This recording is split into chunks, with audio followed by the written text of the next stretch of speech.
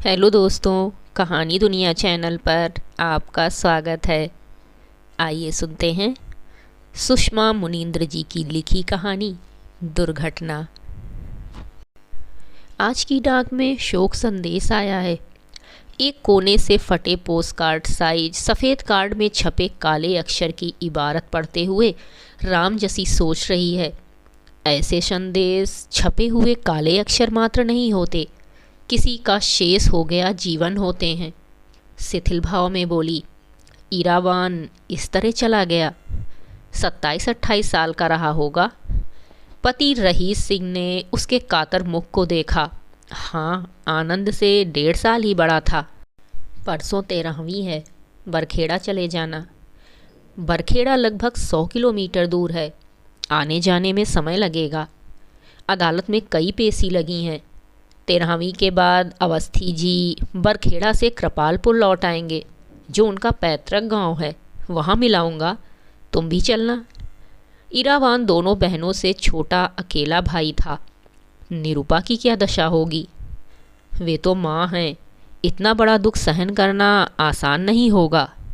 अप्रैल में ईरावान की शादी होनी थी। सोचता था शादी में जाएंगे, अब मातमपुरसी में जाना पड़ेगा। अवस्थी का जमीन को लेकर नाते रिश्तेदारों से विवाद चल रहा था। उन्होंने रहीस को अपना वकील लगाया। रहीस दीवानी और फौजदारी के सक्षम अधिवक्ता माने जाते हैं। फैसला अवस्थी के पक्ष में हुआ। तब से दोनों परिवारों में मित्रता है।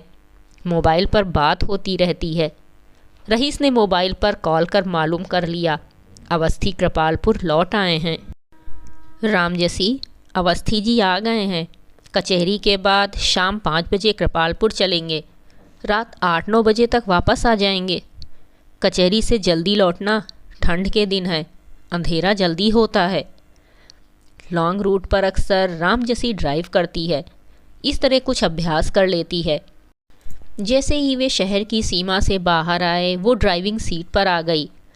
रहीस उसकी सीट पर चले गए। स्वभाव के अनुसार उसे निर्देश देने लगे, मज़े से चलो, स्पीड कम, अंधेरे में गड्ढे ठीक से नहीं दिख रहे हैं, सामने गड्ढा उधर काटो। दुर्घटना का एक कारण सड़कों की बुरी हालत है। राम जसी का मन भारी है। दुर्घटना शब्द डराने लगा है। ईरावान सड़क दुर्घटना में ही तो गया। अनायास उसका ध्यान आनंद की ओर चला गया। पूना में पढ़ता है, बाइक तेज चलाता है। इस समय कहाँ होगा? सड़क पर तो नहीं। आनंद लंबे इंतज़ार के बाद जन्मी इकलौती संतान है। वो कहती, आनंद, बच्चे हमारी ज़िंदगी का सबसे सुंदर पक्ष होते हैं। तुम ना होते तो ज़िंदगी पता नहीं कैसी होती। वो छाती फुलाकर हंस पड़ता, मेरा एहसान मानती हो ना? राम जसी आनंद के ख्यालों में है। ठीक सामने अंधा मोड़, मोड़ के इस पार से उस पार का आभास नहीं मिलता। अंधेरे ने जैसे मोड़ का वजूद ही खत्म कर दिया।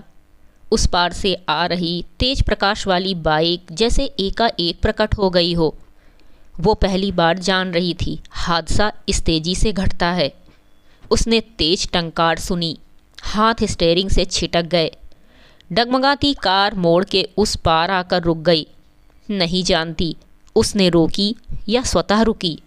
नहीं जानती बाइक अंधेरे में कहाँ गई, उसमें कितने लोग सवार थे। मानो उसका तंत्रिका तंत्र शून्य हो गया हो। रहीस की चीख सुनाई दी, क्या करती हो? राम जसी को लग रहा था चेतना खो देगी, पर चेतना कठोर होती है। एक अज्ञात मजबूती उसे खोने से बचाए रखती है। उसने पीछे देखा। अंधेरे में सब कुछ स्याह था। कौन था? कहाँ गिरा? मेरे सिर पर गिरा। गाड़ी चलाने का भूत सवार है, स्टार्टिंग ट्रबल आ गई होगी। तो एकांत में पड़ी रहना, इधर बैठो। वो रहीस की सीट पर आ गई। रहीस ड्राइविंग सीट पर बैठकर कार स्टार्ट करने का प्रयास करने लगे। कौन था? कहाँ गिरा? होश की बात करो राम जसी, तुम्हारा ड्राइविंग लाइसेंस नहीं बना है। बिना लाइसेंस के वाहन चलाना गैर कानूनी है। सड़क के दोनों ओर खेत हैं। यदि वहाँ आदमी होंगे इधर आ सकते हैं, बाइक वाला आ सकता है। कार स्टार्ट नहीं हो रही। थैंक गॉड स्टार्ट हो गई। वकालत करते हुए रईस को कानून की धाराओं का विशद ज्ञान है। तेजी से सोच रहे हैं, पकड़े जाने पर रामजसी पर कौन सी धारा लागू होगी। रामजसी को रईस का आचरण अव्यवहारिक लग रहा था। भय से आवाज़ नहीं खुल रही थी, लेकिन बोली, कार रोको, हमें देखना चाहिए वो कौन है, अकेला है या एक ही बात रट रही हो, सदमे में हो, वापस चलो, मुझे घबराहट हो रही है, अवस्थी जी के घर में नॉर्मल नहीं रह पाऊंगी। रईस समझ गए हैं टक्कर तेज थी, कुछ ना कुछ तो हो गया है, पर इस तरह बोले जैसे टक्कर होना गंभीर बात नहीं है। लौटेंगे तो पकड़े जाएंगे, हो सकता है बाइकर वहाँ मौजूद हो, कार का नंबर देख लिया हो सकता है खेतों में जो लोग रहे हों वहाँ आ गए हों, हमें पकड़ लें। वैसे तेज टक्कर नहीं हुई है, बाइकर अपनी राह चला गया होगा। अपने चेहरे को ठीक करो, चेहरे से लग रहा है तुमसे कुछ गलत हुआ है। रामजसी जानती है रईस अपनी सुरक्षा और पक्ष को सर्वोपरि मानते हैं।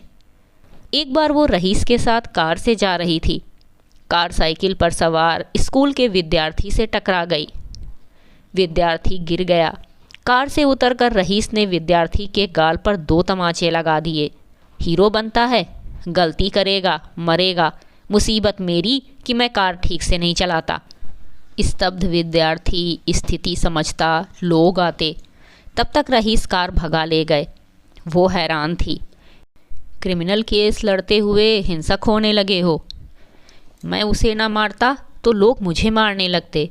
लड़का पैसे मांगता, आजकल यही होता है। विद्यार्थी बच गया था। बाइकर का पता नहीं क्या हुआ। रईस मजबूत दिखना चाहते हैं पर शिथिल पड़ रहे हैं। कृपालपुर की 30 किलोमीटर वाली दूरी पलक झपकते पूरी हो जाती थी। आज मानो पथ खत्म नहीं हो रहा था। किसी तरह अवस्थी जी के घर पहुँचे। उनका घर गली में है, वहाँ कार नहीं जा सकती। गली के मुहाने पर एक और कार खड़ी कर रईस कार का अवलोकन करने लगे। हेडलाइट टूट गई थी, कुछ हिस्सा पिचक गया था। रामजसी नॉर्मल हो जाओ, असाध्य रोग की रोगी लग रही हो। रामजसी चुप रही। गली पार कर वे अवस्थी के घर पहुँचे। घर वीरान बल्कि करुण प्रतीत हो रहा था। अपने प्रिय के अवसान पर पदार्थ भी शायद दरकता होगा, तभी तो रौनक से भरा रहने वाला घर भुतहा लग रहा है। रामजसी को तेज रुलाई आई। वो जब भी यहाँ आई है, यदि इरावान मौजूद होता था सबसे पहले वही बाहर आकर पैर छूता था। वो आशीर्वाद देती, खुश रहो। वो हंसता, एक नहीं कई आशीर्वाद चाहिए। आईआईटी में अच्छा परसेंटेज, अच्छा जॉब, अच्छा पैसा, अच्छी कार, अच्छी लड़की। निरूपा कहती, ये मुंबई चला जाता है, इसकी हंसी यही रह जाती है। उसकी हंसी के बिना घर सांस कैसे ले रहा होगा। आहट पाकर अवस्थी जी ने सदर द्वार खोला। दोनों खामोशी से बैठक में आ गए। बड़ी बेटी अपने घर लौट गई है, छोटी आराधना रुकी हुई है। वो दोनों को बैठाकर निरूपा को भीतर से बुला लाई। ना कहने को कुछ, ना बताने को। एक मुश्त समय मौन में बीता। रामजसी इरावान की पुष्पहार वाली तस्वीर देखती रही। बुरे ख्याल जकड़ने लगे। बाइकर तस्वीर तो नहीं बन गया। आनंद इस समय कहाँ होगा? सड़क पर तो नहीं। इरावान, बाइकर, आनंद, 3 नाम उसके दिमाग में चल रहे हैं। बाइकर को नहीं देखा, फिर भी लग रहा है उसका चेहरा इरावान या आनंद से मिलता होगा। उसने आराधना को कहते पाया। इरावान अपने साथ जॉब करने वाली नीली को पसंद करता था। इसी अप्रैल में दोनों की शादी होने वाली थी। सब खत्म। रामजसी को लगा इरावान नहीं मरा है, कई संबंध मर गए हैं। किसी का बेटा, किसी का भाई, किसी का मित्र, किसी का भावी पति मर गया है। एक होते हुए भी व्यक्ति अनेक हिस्सों में बटा होता है। बोली, एक्सीडेंट करने वाले पकड़े नहीं गए? अवस्थी और निरूपा शिथिल हैं। सूचनाएं देने का भार पूरी तरह आराधना पर है। नहीं, किसी की जान चली जाती है, जान लेने वाले छुट्टा घूमते हैं। मेरा दिल कहता है वे जहाँ होंगे सुखी नहीं होंगे। जो किसी को मरने के लिए अकेला छोड़ जाए वो सुखी नहीं रह सकता। इरावान को वक्त पर उपचार नहीं मिला, मिल जाता तो शायद बच जाता। राम जसी रईस को झंझोर डालना चाहती है। बाइकर की सहायता क्यों नहीं की? उसे उपचार मिलना चाहिए था। आनंद बाइक तेज चलाता है। यदि उसके साथ। उसने बावरी सी दिख रही निरुपा को देखा। निरुपा को ढाढ़स देने आई है, पर खुद इतनी विचलित है कि शब्द नहीं मिल रहे हैं। किसी तरह बोली, बहुत बुरा हुआ, इससे बुरा कुछ नहीं हो सकता। आराधना मानो बेसुध में कह रही है, इरावान को सांप और मौत से बहुत डर लगता था। यदि वो होश में रहा होगा, अपने मरने को समझ रहा होगा, वो समय उसके लिए भारी रहा होगा। खुद को अकेला और लाचार पाया होगा। मुझे उसके ना रहने का दुख तो है ही, ये दुख अधिक है कि वो किस असहायता में गया। बाइकर भी सांप और मौत से डरता होगा, असहायता में मरा होगा। क्या बच गया होगा? भगवान करे बच गया हो। विश्वास नहीं होता कि इरावान नहीं है। आराधना इस तरह बोल रही है जैसे उसकी बातें करके ही जीना संभव हो सकेगा। सेंटिमेंटल था, हॉस्टल में रहता था। एक बार रूममेट सदानंद के साथ बाइक पर जा रहा था। बाइक सदानंद चला रहा था। पैदल चले आ रहे आदमी से बाइक टकरा गई। आदमी गिर गया। सदानंद बाइक नहीं रोक रहा था। बाइक रुकवाकर इरावान ने आदमी को संभाला। सदानंद इरावान को छोड़कर बाइक भगा ले गया। आदमी ने इरावान के पूरे पैसे छीन लिए। इरावान हॉस्टल पहुंचा। घटना सुनकर सदानंद बोला, तुम बेवकूफ़ हो, इसीलिए आदमी ने तुम्हारे पैसे छीन लिए। इरावान बोला, मेरे पैसे छिन गए, पर मेरे दिल पर बोझ नहीं है इतना। सेंटिमेंटल था। राम जसी के दिल पर बोझ है। उसे इरावान से अधिक बाइकर अधीर कर रहा है। तस्वीर की ओर संकेत कर एकाएक कहने लगी, इतना खूबसूरत बच्चा था, उसकी ये तस्वीर कभी नहीं भूलेगी। आराधना ऐसे बोल रही है जैसे बोलने से ही छाती पर रखी शिला पिघलेगी। मरने के बाद भी बेचारे की दुर्गति हुई। पोस्टमार्टम हुआ, बड़े टाकों से देह सिली गई। चेहरा ऐसा काला हो गया था कि लग ही नहीं रहा था कि वही इरावान है जो इस तस्वीर में है। अवस्थी कंधे झुकाए बैठे हैं। निरुपा की सिसकियां तेज हो गईं। राम जसी पूरी तरह ग्लानि में डूबी हुई है। रईस ने निरुपा को देखा, राम जसी को देखा। समझ गए राम जसी अधिक देर तक बैठी नहीं रह सकेगी। उन्होंने अवस्थी से चलने की अनुमति मांगी, फिर आने को कहा। चोरों की भांति दबे पांव बाहर निकल आए। वापसी के लिए बाईपास वाला लंबा मार्ग चुना। उनकी वकील बुद्धि विलक्षण रूप से सतर्क थी। हो सकता है बाइकर सड़क पर पड़ा हो सकता है किसी ने पुलिस को सूचित कर दिया हो सकता है वाहनों की चेकिंग चल रही हो। उनकी क्षतिग्रस्त कार पर संदेह। देर रात घर पहुँचे। दोनों को नींद नहीं आ रही थी। दिल पर बोझ हो तो नींद नहीं आती। वे राम जसी को दिलासा देने लगे। आजकल लोग जान हथेली पर रखकर चलते हैं। तेज गाड़ी चलाएंगे, मर्दानगी झाड़ेंगे, मरेंगे। 10-20 मिनट देर से पहुंचोगे तो भारी नुकसान नहीं हो जाएगा। वो बाइकर अंधाधुंध स्पीड में रहा होगा। हो सकता है उसकी गलती रही हो, पर ठहर कर देखना चाहिए था। मैं कम परेशान नहीं हूँ। कार चलाने की तुम्हारी सनक ने ये दिन दिखाया। जी घबरा रहा है। अच्छी बात करो। क्या हम चाहते थे ऐसा हो गया। पछता रहा हूँ। मदद करनी चाहिए थी। मैं इतना असंवेदनशील हो गया, कुछ सूझ नहीं रहा था। तुम घटना को भूलने की कोशिश करो। कई बार अपराधी अपनी बेवकूफ़ी और हड़बड़ाहट के कारण पकड़ा जाता है। पुलिस चाह ले तो अपराधी को पाताल से ढूंढ लेती है। रामजसी को रात भर नींद नहीं आई। सुबह स्थानीय अखबार पढ़ते हुए हृदय गति बढ़ रही थी। पेज नंबर 4 दुर्घटना, हत्या, आत्महत्या, बलात्कार, मारपीट जैसी आपराधिक खबरों से भरा रहता है। वो इन्हें पढ़कर चौंकती नहीं थी। आज समझ में आ रहा है ऐसी खबरों में कितना त्रास और हाहाकार छिपा होता है। उसने अधीरता में पूरा पृष्ठ पढ़ डाला।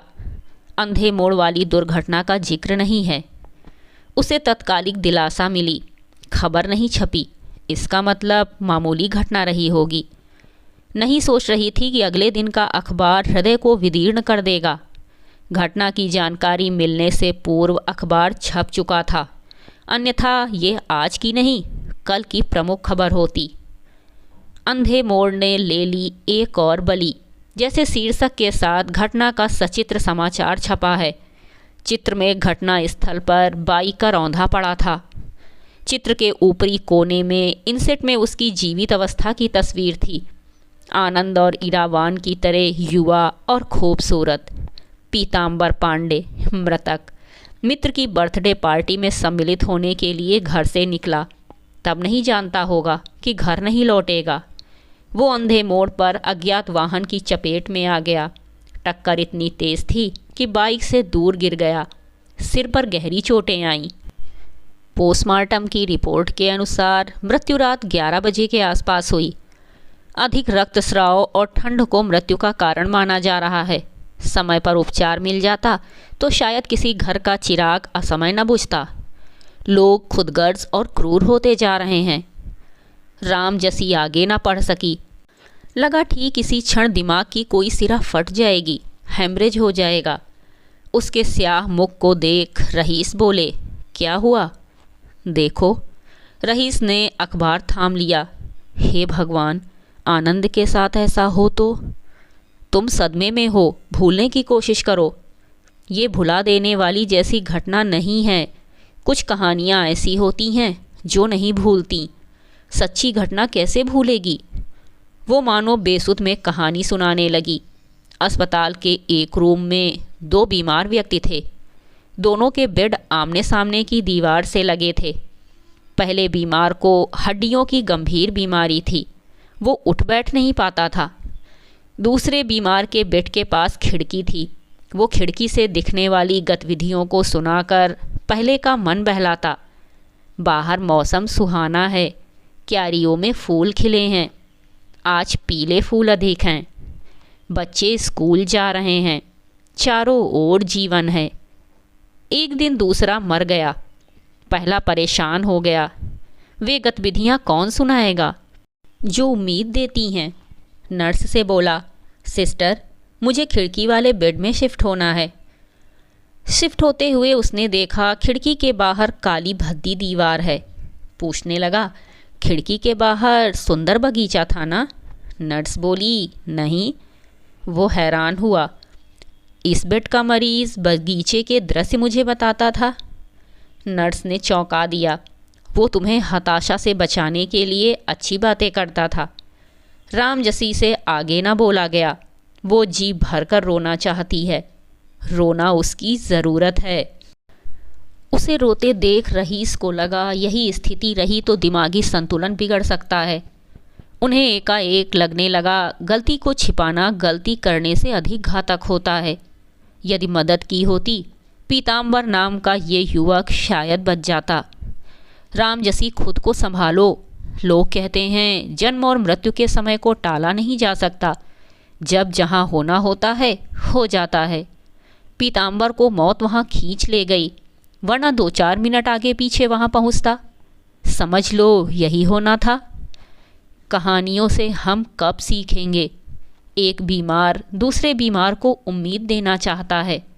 हमने पीताम्बर को मरने के लिए छोड़ दिया। संवेदनाएं मरने लगें तब मान लेना चाहिए कि दुनिया खत्म होने वाली है।